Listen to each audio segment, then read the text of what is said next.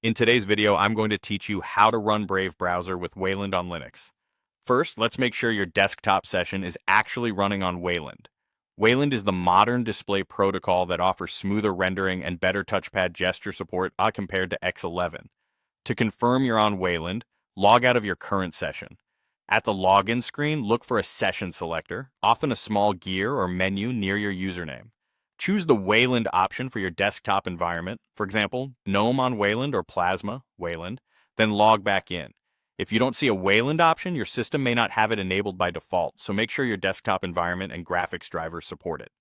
Next, open Brave and head to Brave/flags. In the search box at the top, type Ozone Platform Hint. When the result appears, set it to Auto. This tells Brave to prefer the correct platform backend and helps it hand off rendering to Wayland when available. If Brave suggests a relaunch, you can wait until we finish the remaining steps and then restart. Now we'll add the launch flags that explicitly enable the Wayland backend.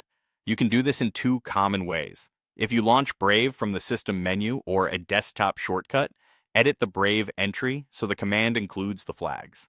The minimal command is Brave browser stable, enable features, use Ozone platform, Wayland %U. This ensures Brave starts with the Ozone platform using Wayland.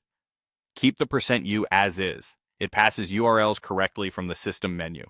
If you also want smooth two-finger back and forward navigation, use this version. Brave browser stable. Enable features, touchpad over scroll.